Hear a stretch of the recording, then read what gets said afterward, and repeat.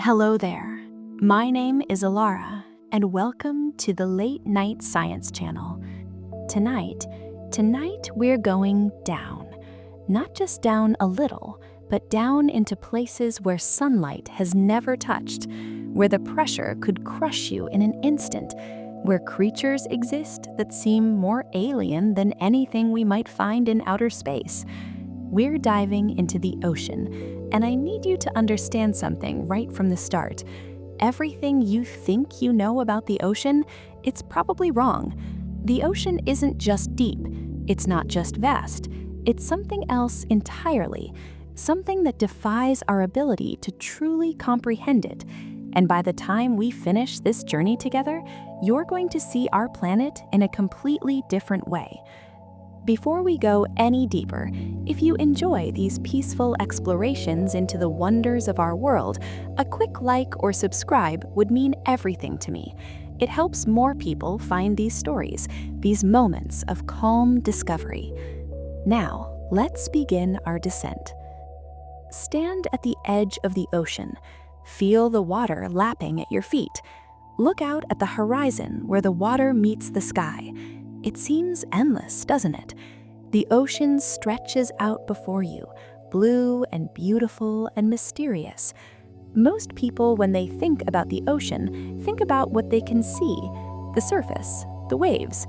Maybe they think about swimming, about beaches, about the few feet of water where sunlight penetrates and you can still see the sandy bottom. But that's not the ocean. That's just the very top. The thinnest skin of something far deeper, far stranger, far more vast than most people ever realize. The ocean covers about 71% of Earth's surface. Let that sink in for a moment. Nearly 3/4 of our planet is covered in water. If you looked at Earth from space, you'd see more blue than anything else. We call our planet Earth, but perhaps we should call it ocean instead. The Pacific Ocean alone covers more area than all the land on Earth combined. Every continent, every mountain range, every desert and forest and city, all of it together is smaller than just that one ocean. But it's not the width of the ocean that should take your breath away, it's the depth. The average depth of the ocean is about 12,000 feet. That's over 2 miles straight down. Imagine standing at sea level and looking up at a mountain that's 2 miles high. Now flip that image. Imagine standing on the ocean floor and looking up at the surface 2 miles above your head. That's the average depth, and in some places, the ocean goes much, much deeper. Most people never think about what's down there. The ocean, to most of us, is a two-dimensional thing. We see the surface. We might swim in the shallow parts. But the ocean isn't two-dimensional. It's a vast three-dimensional space, and most of that space is completely alien to us. We know more about the surface of the moon than we know about our own ocean floor, and there's a reason for that. The ocean is incredibly difficult to explore. Water is heavy. Every 33 feet you descend into the ocean, the pressure increases by 1 atmosphere. At the surface, atmospheric pressure is about 14.7 pounds per square inch. Go down 33 feet, and the pressure doubles. Go down another 33 feet, and the pressure triples.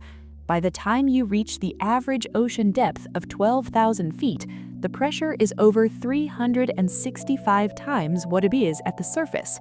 That's over 5,000 pounds pressing on every square inch of surface area. To put this in perspective, if you took an empty steel drum, the kind that holds oil, and lowered it into the deep ocean, the pressure would crumple it like a tin can. The water would compress it into a tiny, twisted piece of metal. And that's steel. Human bodies are much more fragile than steel drums. Without protection, a human being would be crushed instantly at those depths. Your lungs would collapse, your bones would shatter. The pressure would literally squeeze the life out of you in a fraction of a second. This is why we can't just swim down there. This is why exploring the deep ocean requires specially designed vehicles made of incredibly strong materials. And even with our best technology, we've only explored a tiny fraction of the ocean's depths. About 80% of the ocean remains unmapped, unobserved, unexplored. We simply don't know what's down there. We have vague ideas based on limited expeditions, but the vast majority of the ocean floor is as unknown to us as the surface of another planet. Let's start our descent slowly, carefully, the way a submarine would. We'll begin at the surface and work our way down, layer by layer, discovering what exists at each level of this vast underwater world. The ocean isn't uniform. It's divided into zones, each with its own characteristics, its own forms of life, its own mysteries. And as we descend, things are going to get stranger and stranger. The first zone, the one we're all familiar with, is called the sunlight zone, or the epipelagic zone. This extends from the surface down to about 660 feet.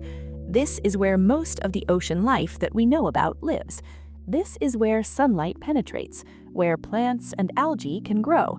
This is the ocean we see in documentaries, filled with colorful fish, with coral reefs, with dolphins and sea turtles, and all the creatures we think of when we think of ocean life. But even here, in the shallowest part of the ocean, there are things that might surprise you. The ocean is constantly in motion.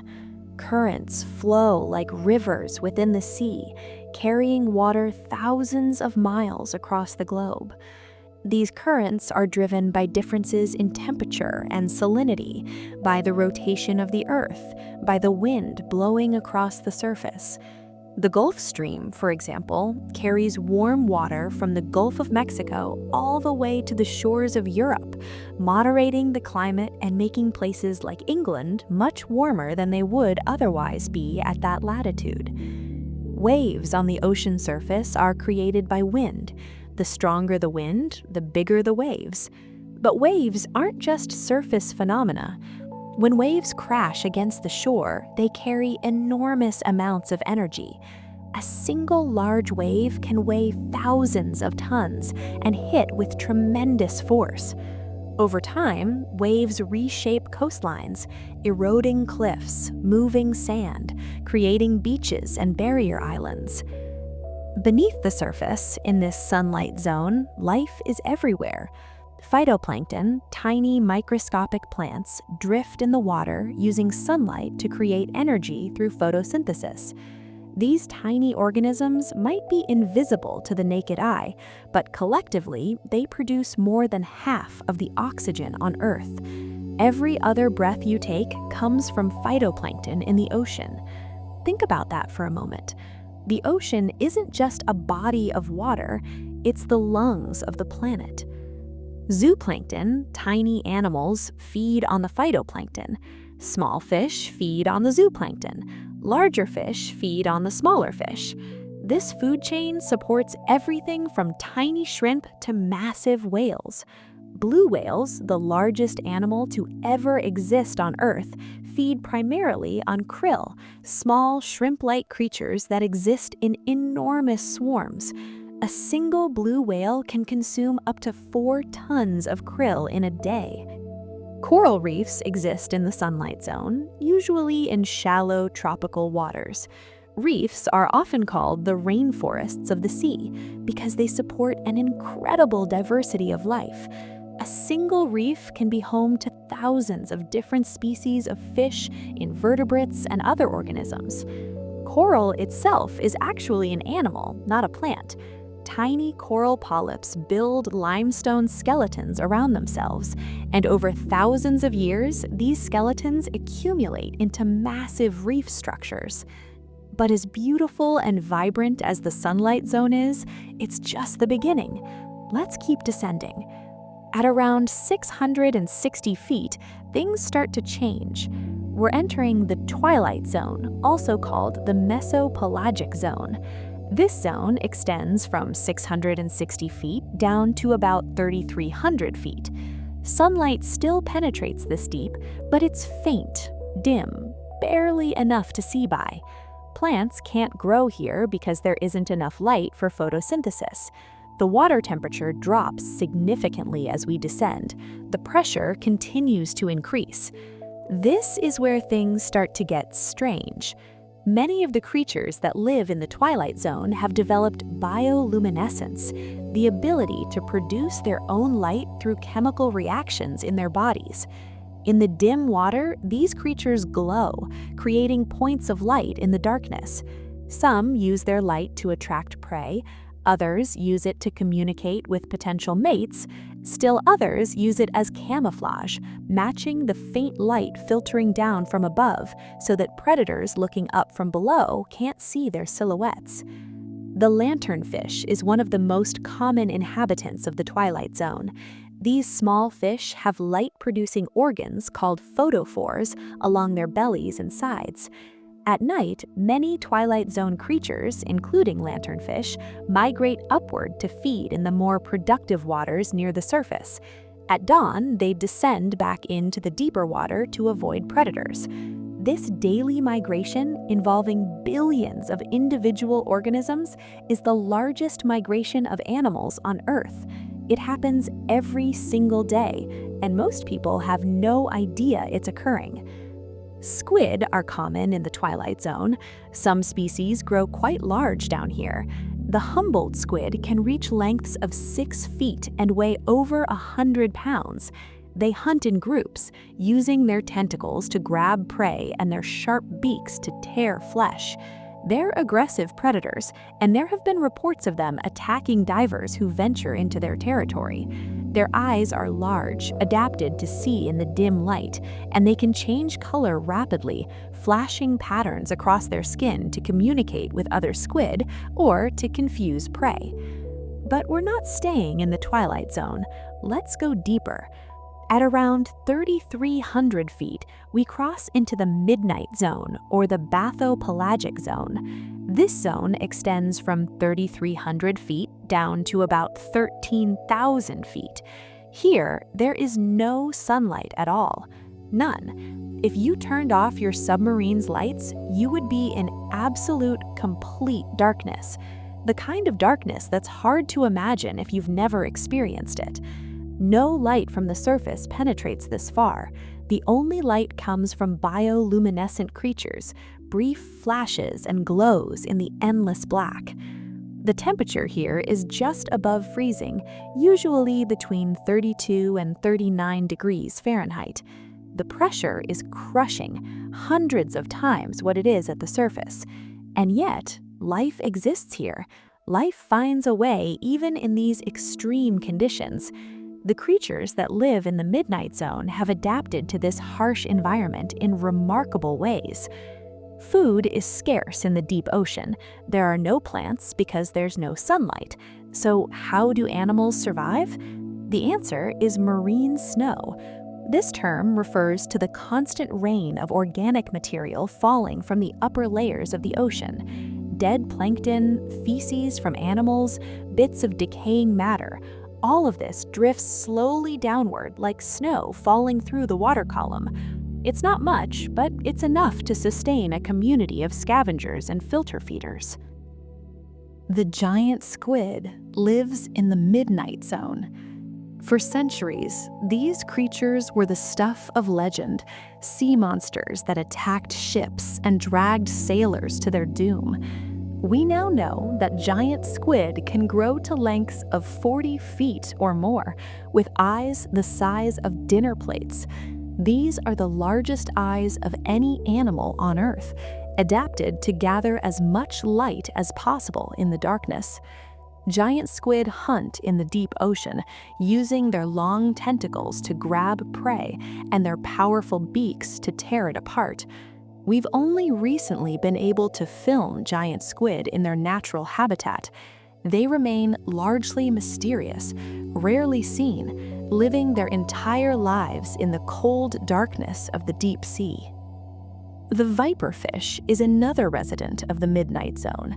This creature looks like something out of a nightmare. It has huge jaws lined with long, needle-sharp teeth. Its teeth are so large that they don't fit inside its mouth when it's closed.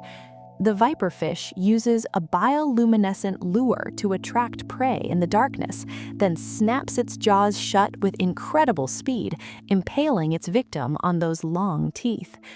Despite its fearsome appearance, the viperfish is only about a foot long. But in the deep ocean, size isn't what matters, it's adaptation. Anglerfish are perhaps the most famous deep-sea creatures, known for the bioluminescent lure that dangles in front of their faces. Female anglerfish can grow quite large, up to 3 feet in some species. They use their lure to attract prey in the darkness, then swallow them whole with their enormous mouths. Male anglerfish, interestingly, are much smaller than females, sometimes hundreds of times smaller. When a male finds a female, he bites into her body and fuses with her, becoming a permanent parasite that provides sperm when she's ready to reproduce. The male eventually loses most of his organs, becoming little more than a sperm-producing appendage attached to the female's body. It's a bizarre reproductive strategy, but in the vast emptiness of the deep ocean, where finding a mate is incredibly difficult, it ensures that reproduction can occur when the opportunity arises. We're not done descending. Below the midnight zone lies the abyssal zone, the abyss. This zone extends from about 13,000 feet down to about 20,000 feet. The pressure here is enormous, over 5,000 pounds per square inch. The temperature hovers just above freezing. The darkness is absolute. And yet, even here, life persists. The ocean floor in the abyssal zone is mostly flat, covered in a thick layer of sediment that has accumulated over millions of years. This sediment is made up of the remains of countless organisms that have died in the upper layers of the ocean and slowly drifted down to the bottom.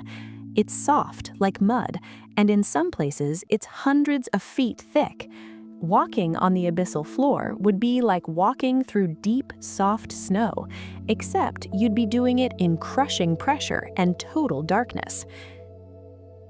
Sea cucumbers are common on the abyssal floor. These strange creatures look like bloated worms or cucumbers, slowly crawling across the bottom, feeding on organic matter in the sediment. They're not particularly exciting to look at, but they play a crucial role in the deep-sea ecosystem, processing sediment and recycling nutrients.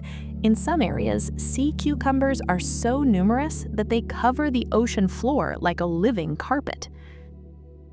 Brittle stars, relatives of starfish, are also common in the abyss. They have long, thin arms that they use to crawl across the bottom and to filter food from the water. Some species of brittle stars gather in enormous numbers, forming dense aggregations of thousands or even millions of individuals in a single area. Why they do this isn't entirely clear, but it might be related to feeding or reproduction. The grenadier fish, also called rat tails, are common fish in the abyssal zone. They have large heads, tapering bodies, and long, thin tails. They swim slowly along the bottom, feeding on whatever they can find. Their bodies are adapted to the high pressure, with tissues that don't compress and bones that are somewhat flexible. They're not fast swimmers, and they don't need to be. In the abyss, life moves at a slower pace. But there are predators even in the abyss. The fang-toothed fish has proportionally the largest teeth of any fish in the ocean. Its teeth are so large that it has special sockets in its skull to accommodate them when its mouth is closed. Despite its terrifying appearance, the fangtooth is only about 6 inches long. It hunts by swimming through the water with its mouth open, hoping to impale any prey that's unlucky enough to swim into those teeth. The tripod fish is one of the strangest creatures in the abyss. It has elongated fins that it uses like stilts, propping itself up on the ocean floor. It faces into the current with its pectoral fins extended outward like arms, filtering food particles from the water. It can stand motionless like this for hours or even days, waiting for food to drift by. The tripod fish is hermaphroditic, meaning it has both male and female reproductive organs. This might be an adaptation to the difficulty of finding a mate in the vast emptiness of the deep sea. Below the abyssal zone, in the deepest parts of the ocean, we find the hadal zone, named after Hades, the Greek underworld. This zone consists of deep ocean trenches, the deepest places on Earth. The hadal zone begins at about 20,000 feet and extends down to the very deepest point in the ocean. Ocean trenches are formed where one tectonic plate is pushed beneath another in a process called subduction. As the plate is forced downward, it creates a deep, narrow valley in the ocean floor. The Mariana Trench in the western Pacific Ocean is the deepest ocean trench on Earth. Its deepest point, called Challenger Deep, reaches down to about 36,000 feet. That's nearly 7 miles straight down from the surface. To put this depth in perspective, if you placed Mount Everest, the tallest mountain on Earth, at the bottom of Challenger Deep, its peak would still be more than a mile underwater. The pressure at this depth is over 16,000 pounds per square inch, more than 1,000 times the pressure at sea level. If you were somehow transported to this depth without protection, the pressure would kill you before you could even register what was happening. And yet, even at these extreme depths, life exists. In 2012, filmmaker James Cameron descended to Challenger Deep in a specially designed submersible. He was only the third person in history to reach this depth. During his time on the bottom, he observed small amphipods, shrimp-like creatures, and sea cucumbers moving across the sediment. He collected samples of mud that later revealed bacterial life. The fact that anything can survive at these depths is remarkable. The conditions in the hadal zone are more extreme than almost anywhere else on Earth. The pressure is crushing. The temperature is just above freezing. There is no light. Food is scarce, consisting only of the occasional piece of organic matter that manages to fall all the way from the surface. And yet, organisms have adapted to these conditions. Hadal amphipods, for example, have bodies that can withstand the enormous pressure. Their cell membranes contain special molecules that remain flexible even under extreme pressure, preventing them from becoming rigid and non-functional. Snailfish have been found living in the hadal zone, holding the record for the deepest living fish ever recorded at over 26,000 feet. These fish are small, usually less than a foot long, with soft, gelatinous bodies. They don't have scales, and their bones are thin and somewhat flexible. They move slowly across the bottom, feeding on tiny crustaceans and other small organisms. The fact that vertebrates, animals with backbones like us, can survive at these depths was surprising to scientists. It shows just how adaptable life can be. But the ocean floor isn't uniform. Scattered across the deep ocean are underwater mountain ranges, some of which rise thousands of feet above the surrounding floor. The mid-ocean ridges are the longest mountain chains on Earth, stretching for more than 40,000 miles beneath the waves. These ridges mark the boundaries between tectonic plates, places where new ocean crust is being formed as magma rises from deep within the Earth's crust. At the mid-ocean ridges, we find hydrothermal vents, one of the most extraordinary discoveries in modern oceanography. These vents are like underwater volcanoes, spewing superheated water rich in minerals from deep within the Earth's crust. The water coming out of these vents can reach temperatures of over 700 degrees Fahrenheit, hot enough to melt lead. Yet just inches away, the surrounding seawater is near freezing. When this superheated water meets the cold seawater, the minerals it carries precipitate out, forming chimney-like structures called black smokers or white smokers, depending on the minerals involved. These chimneys can grow to heights of several stories, and they billow clouds of mineral-rich water into the surrounding ocean. What makes hydrothermal vents truly remarkable is the life that exists around them. When vents were first discovered in the late 1970s, scientists were shocked to find thriving communities of organisms living in what should be one of the most hostile environments on Earth. These communities don't depend on sunlight for energy. Instead, they rely on chemosynthesis, a process where bacteria convert chemicals from the vent water, particularly hydrogen sulfide, into energy. Giant tube worms, some reaching lengths of 8 feet or more, cluster around hydrothermal vents. These creatures have no mouth, no digestive system. Instead, they have a special organ filled with chemosynthetic bacteria. The tube worm provides the bacteria with the chemicals they need, and the bacteria produce nutrients that the tube worm absorbs. It's a symbiotic relationship, a partnership between two very different organisms that allows both to thrive in an environment that would be lethal to most life. Vent crabs, vent shrimp, and various species of fish also live around these vents, feeding on the bacteria and on each other. Some vent shrimp have bacteria living on special organs in their bodies, similar to the tube worms. The discovery of these vent ecosystems completely changed our understanding of where life can exist. If life can thrive in the extreme conditions around hydrothermal vents, perhaps it can exist in similar environments on other worlds, like the icy moons of Jupiter and Saturn that are thought to have subsurface oceans. The ocean floor is also home to cold seeps, areas where methane and other hydrocarbon-rich fluids seep up from beneath the sediment. Like hydrothermal vents, cold seeps support unique communities of organisms that rely on chemosynthetic bacteria. Clams, mussels, and tube worms can be found at cold seeps, along with bacterial mats that cover the sediment like white or orange carpets.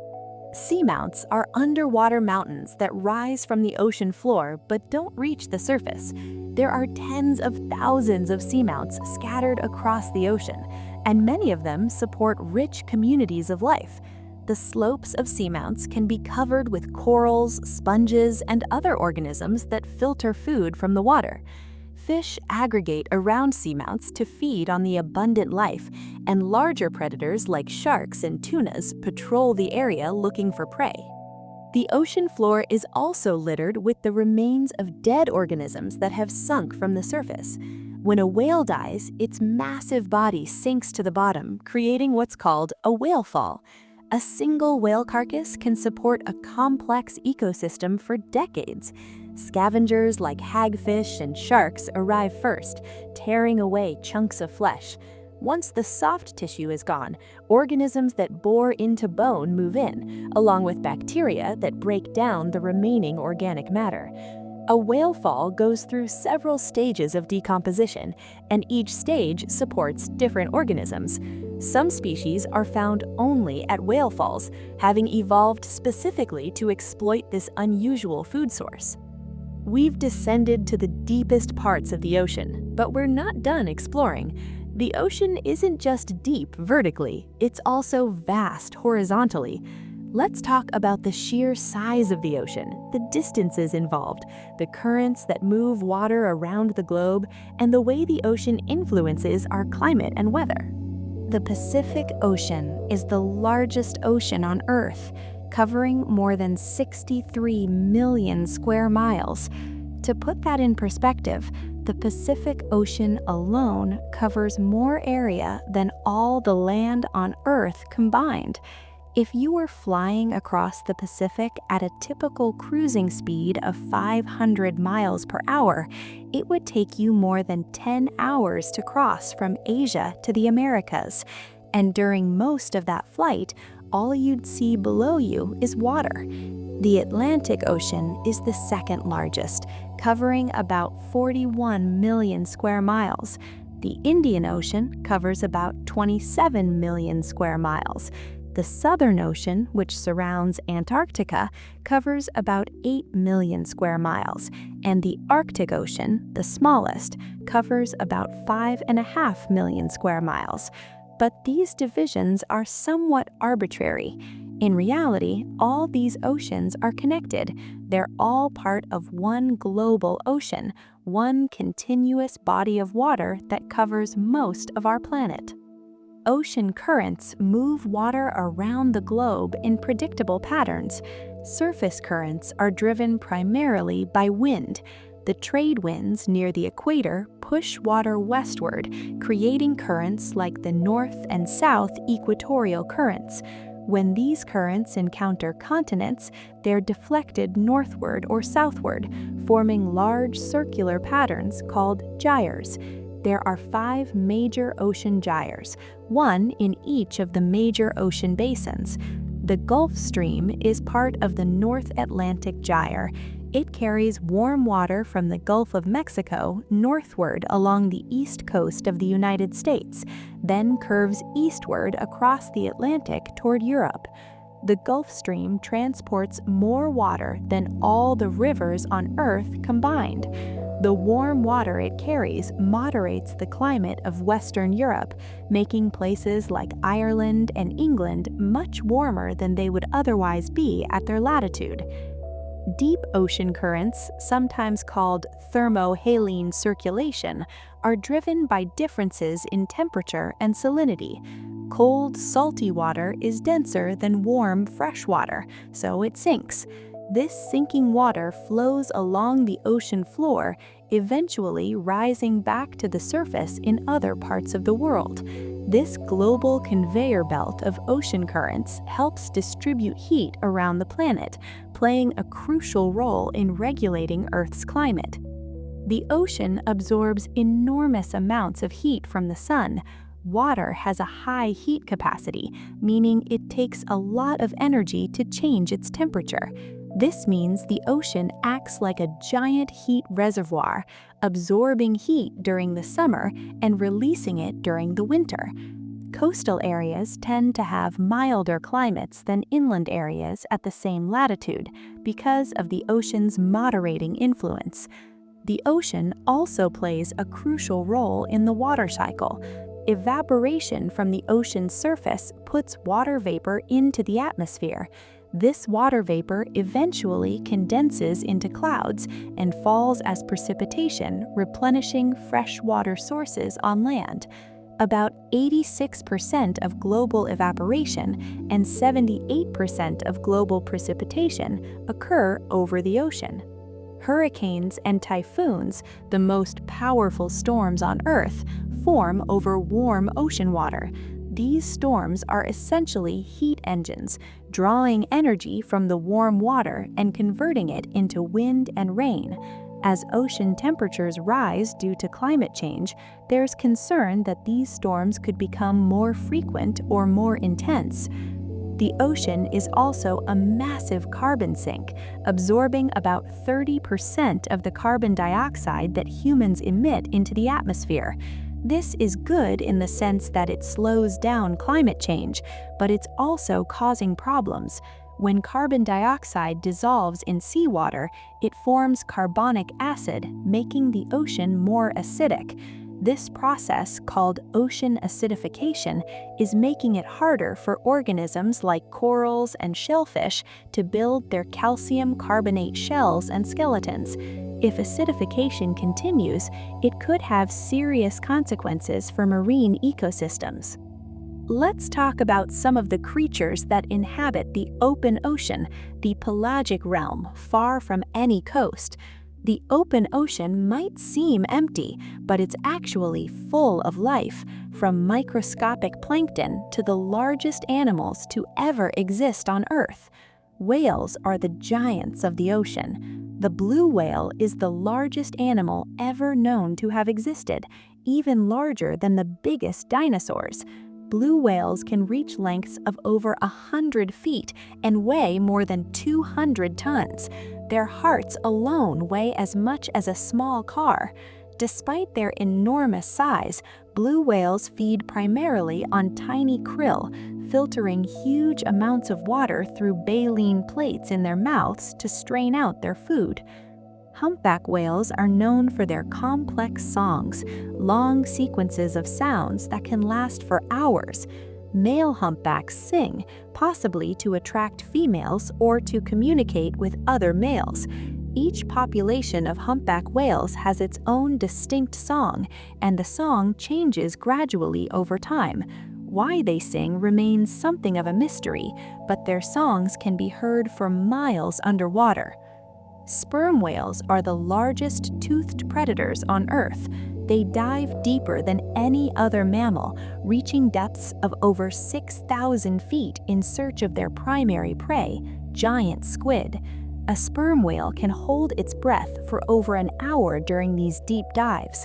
They use echolocation, producing clicking sounds and listening for echoes to navigate and hunt in the darkness of the deep ocean. The clicking sounds produced by sperm whales can reach over 200 decibels, loud enough to potentially stun or even kill prey. Dolphins are found in oceans around the world. They're highly intelligent, social animals with complex communication systems. Dolphins produce a variety of sounds, including clicks for echolocation and whistles that seem to serve a social function. Each dolphin has a unique signature whistle that acts like a name, allowing individuals to identify each other. Dolphins live in groups called pods, and they cooperate in hunting, sometimes working together to herd fish into tight balls that are easier to catch. Sharks are among the ocean's top predators.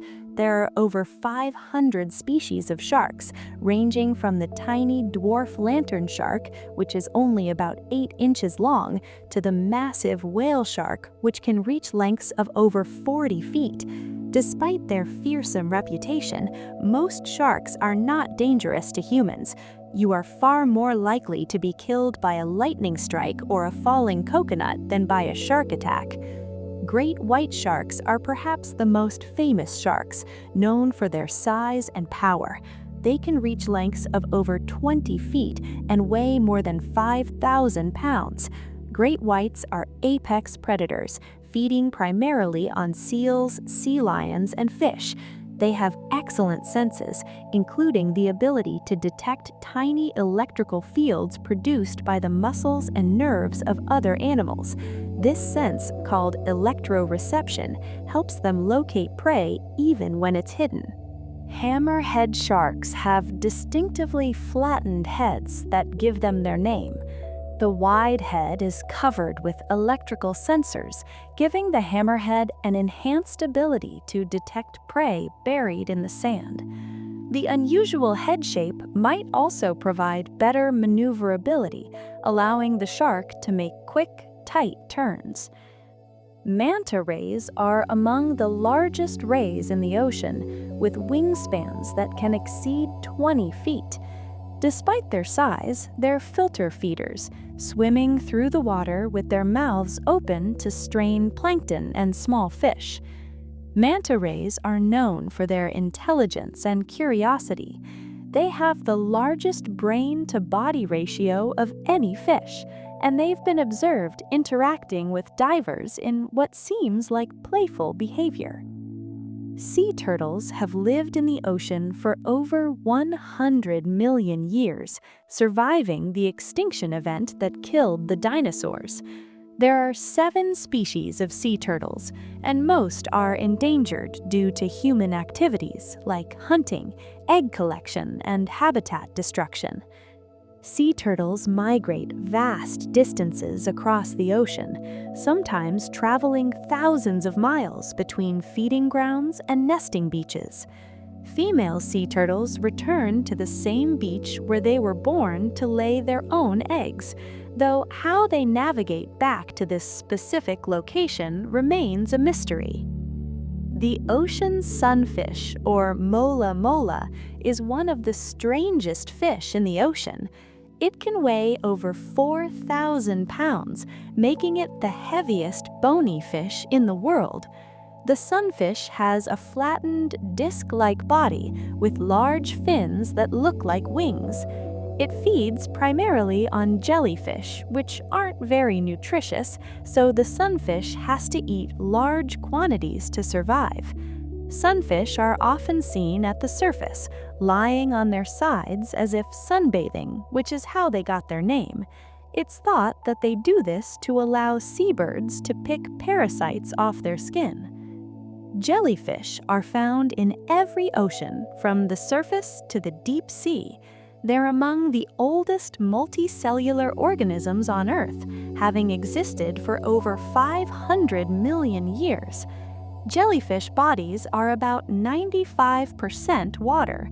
They don't have brains, hearts, or blood, yet they've been incredibly successful as a group. Some jellyfish are tiny, barely visible to the naked eye, while others, like the lion's mane jellyfish, can have tentacles over 100 feet long. The box jellyfish is considered one of the most venomous creatures in the ocean.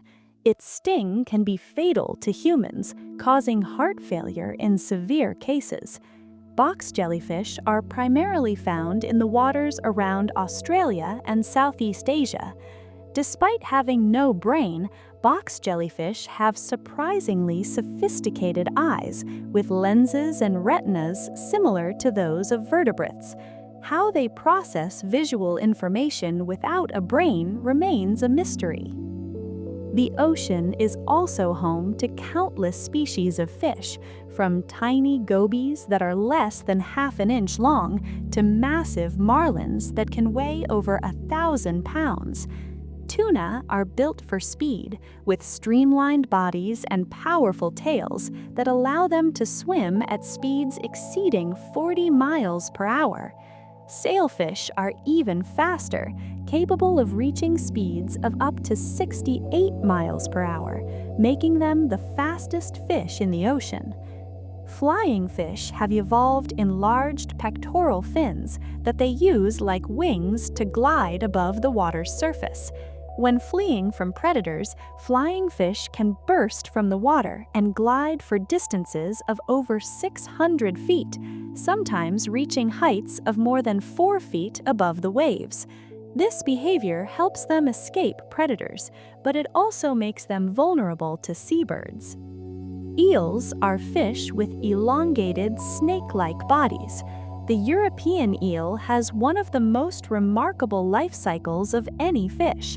They spawn in the Sargasso Sea, an area in the middle of the Atlantic Ocean. Then the larvae drift with ocean currents to the coasts of Europe and North America. This journey can take months or even years. Once they reach the coast, they transform into transparent glass eels, then migrate up rivers and streams where they live for many years as yellow eels.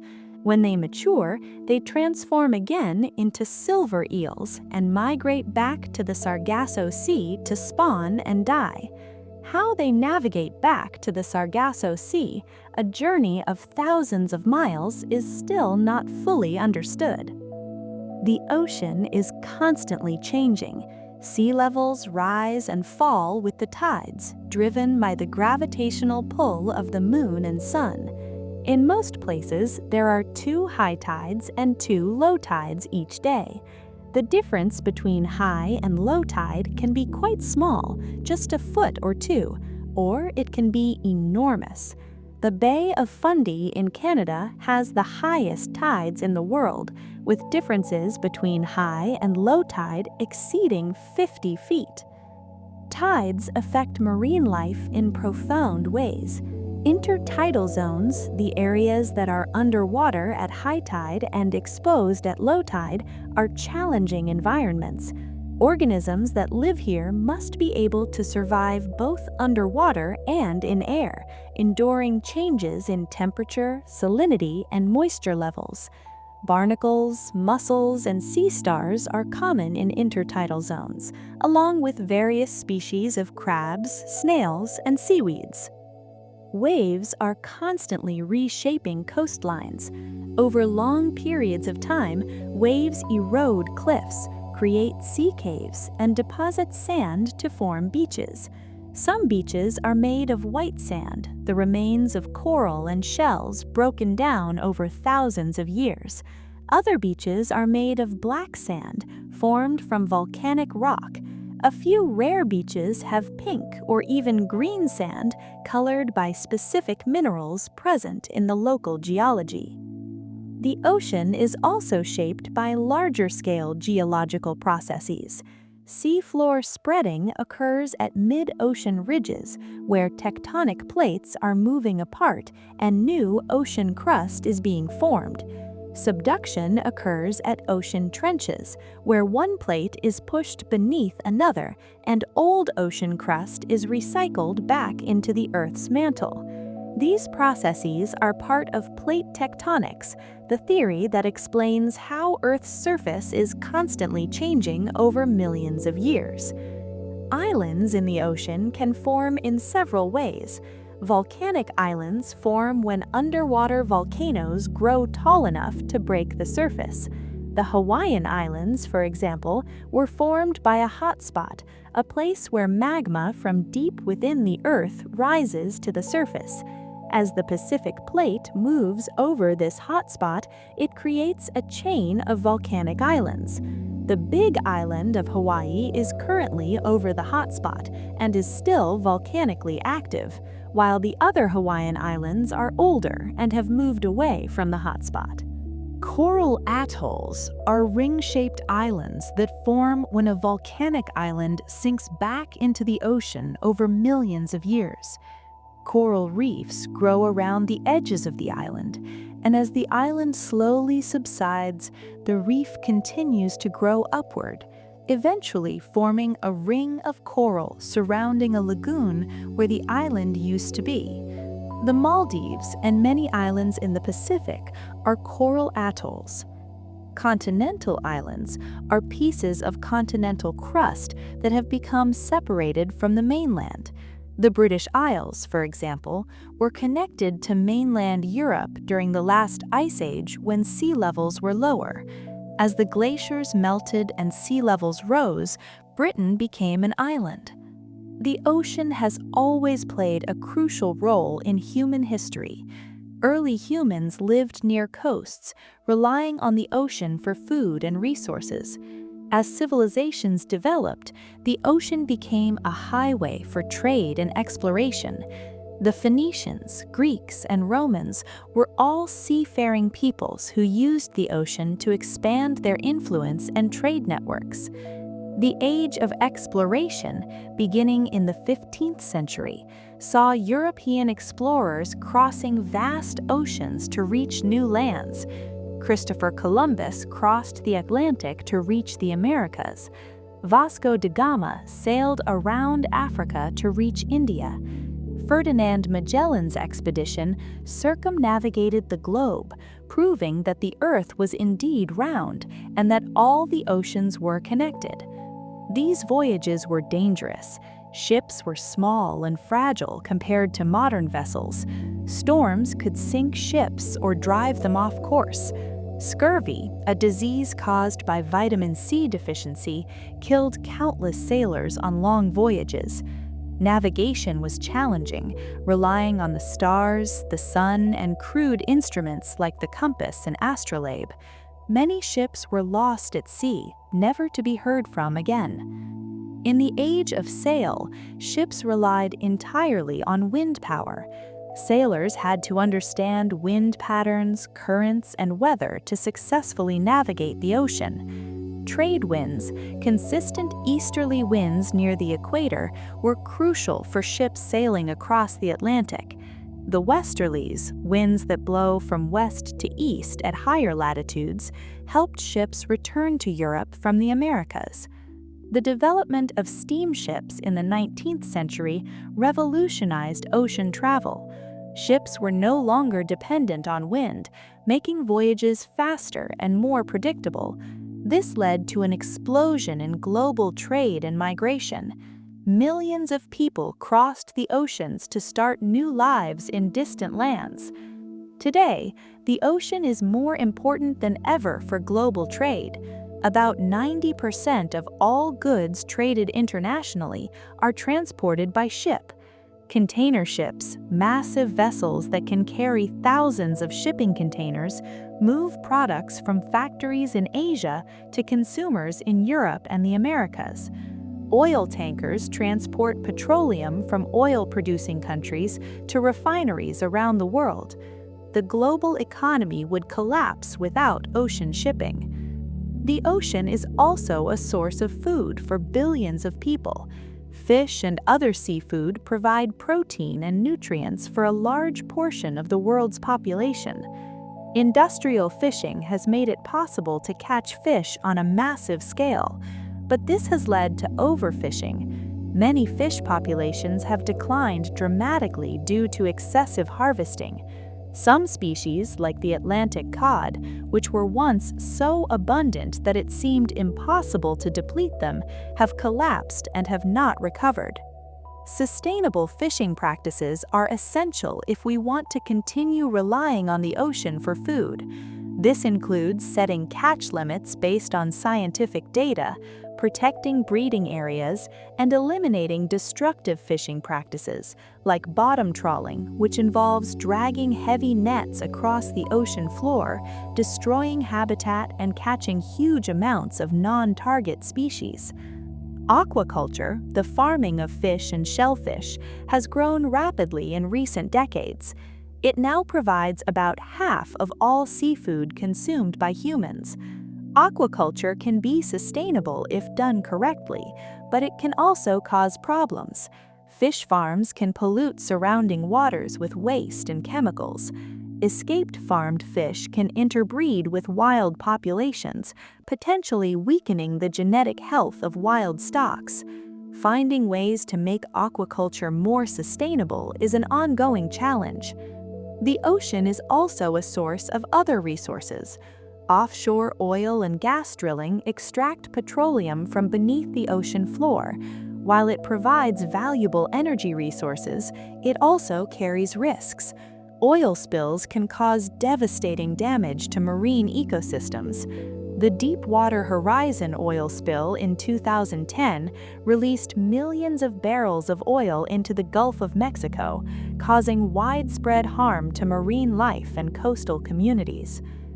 Deep-sea mining is an emerging industry that seeks to extract valuable minerals from the ocean floor. Deposits of manganese nodules, polymetallic sulfides, and other minerals exist in the deep ocean, and there's growing interest in harvesting them. However, deep-sea mining could cause significant environmental damage. The ecosystems around deep-sea vents and other areas where mining might occur are fragile and poorly understood. Removing minerals could destroy habitat and harm organisms that have evolved over millions of years in these unique environments. The ocean also has the potential as a source of renewable energy. Offshore wind farms use turbines to generate electricity from wind blowing across the ocean. Wave energy and tidal energy are also being explored as potential power sources.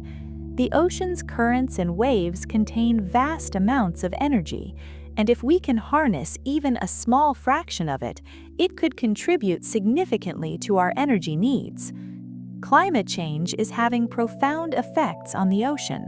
As global temperatures rise, the ocean is warming. Warmer water can hold less dissolved oxygen, which can stress marine life. Warmer temperatures are causing ice sheets and glaciers to melt, adding fresh water to the ocean and raising sea levels. Low-lying coastal areas and island nations are particularly vulnerable to rising seas. Coral reefs are experiencing widespread bleaching due to warmer water temperatures. Corals have a symbiotic relationship with algae called zooxanthellae that live in their tissues. When water temperatures rise too high, corals expel the algae, turning white or bleached. Without the algae, corals can starve and die. mass bleaching events have occurred in recent years, causing significant damage to reefs around the world. Ocean acidification, caused by the absorption of excess carbon dioxide from the atmosphere, is making it harder for organisms to build shells and skeletons. This affects not just corals, but also shellfish, plankton, and other organisms that are fundamental to marine food webs. If these organisms decline, it could have cascading effects throughout the entire ocean ecosystem. Plastic pollution is another major threat to the ocean. Millions of tons of plastic waste enter the ocean every year, much of it from land-based sources. Plastic doesn't biodegrade, it just breaks down into smaller and smaller pieces called microplastics. These tiny particles are now found throughout the ocean, from the surface to the deepest trenches. Marine animals can ingest plastic, mistaking it for food, which can cause injury or death. Microplastics have even been found in seafood that humans consume, raising concerns about potential health effects.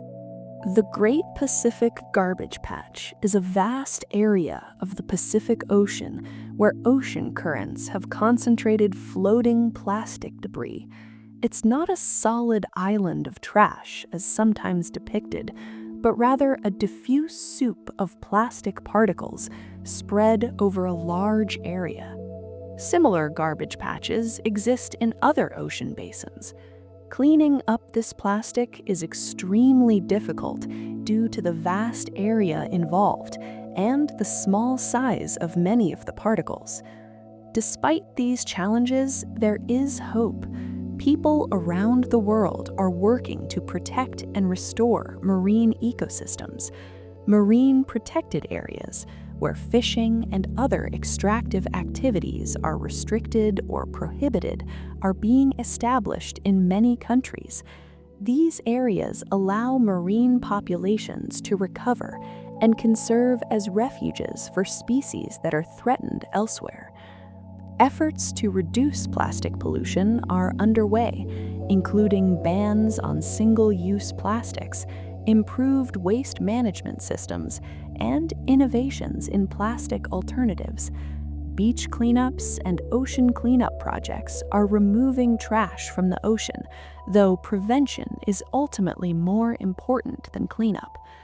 Scientists are studying the ocean to better understand how it works and how it's changing. New technologies, including underwater robots, autonomous vehicles, and sophisticated sensors, are allowing us to explore and monitor the ocean in ways that weren't possible before. The more we learn about the ocean, the better equipped we'll be to protect it. There's still so much we don't know about the ocean. New species are discovered regularly, even in areas that have been studied for decades. In 2018, scientists discovered a new population of blue whales in the Indian Ocean, distinct from other known populations.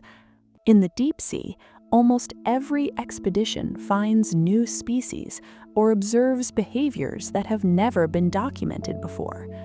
The ocean connects all of us, even if we live far from the coast. The oxygen we breathe, the weather patterns that bring rain to our crops, the food we eat, all of these are influenced by the ocean. What happens to the ocean affects everyone on Earth. Protecting the ocean isn't just about saving marine life. It's about protecting the systems that make our planet habitable. When you stand at the edge of the ocean and look out at the horizon, you're looking at something vast and ancient and mysterious. The ocean has existed for billions of years, long before humans walked the earth, and it will continue long after we are gone. The ocean has witnessed the rise and fall of countless species, the formation and breakup of continents, the advance and retreat of ice ages. And yet, for all its vastness, the ocean is fragile. The creatures that live in it are adapted to specific conditions, And when those conditions change too rapidly, they struggle to adapt. The ocean can absorb a lot of impacts, but there are limits. We're pushing against those limits now, and we need to be careful. The deep ocean is one of the last truly wild places on Earth, largely untouched by human activity. But that's changing. As technology improves, we're able to reach deeper and exploit resources that were previously inaccessible. We have a choice to make. We can treat the ocean as an infinite resource to be exploited, or we can recognize its value and work to protect it. The ocean doesn't need us. It existed for billions of years without us, and it could continue without us. But we need the ocean. Our survival depends on a healthy marine ecosystem. The food we eat, the oxygen we breathe, the climate that makes our planet livable, all of these depend on the ocean functioning properly. So what can we do? We can make choices in our daily lives that reduce our impact on the ocean. We can reduce our use of plastic, support sustainable seafood, and reduce our carbon footprint. We can support policies and organizations that work to protect marine ecosystems. We can educate ourselves and others about the importance of the ocean and the threats it faces. Every action matters.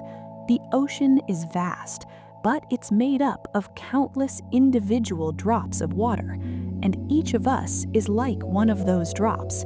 Alone, we might seem insignificant, but together, we can make waves. The ocean is calling to us.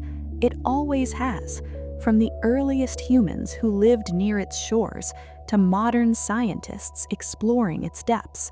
The ocean has fascinated and inspired us. It's a source of wonder, of mystery, of life itself, and it's ours to protect or to lose. Tonight, as you drift off to sleep, think about the ocean. Think about the creatures living in the darkness of the deep sea, the whales singing their songs across vast distances, the tiny plankton drifting with the currents, the coral polyps building reefs one tiny skeleton at a time. Think about the vastness of it all, the depth, the breadth, the sheer amount of life contained in those waters. And remember that you're connected to all of it. The water in your body, the oxygen in your lungs, the food on your table, all of it came from or was influenced by the ocean. You are part of the ocean's story, and the ocean is part of yours. Sleep well, knowing that beneath the waves, the ocean continues its ancient rhythms. The tides will rise and fall, the currents will flow. Life will go on in the deep, dark places where sunlight never reaches. The ocean endures, and if we're wise, if we're careful, if we act with respect and care, the ocean will continue to sustain us for generations to come. If you enjoyed this deep dive into the mysteries of the ocean, there's another journey waiting for you. Just click the video that appears now, and I'll meet you there for another peaceful exploration of our remarkable world. Until then, good night.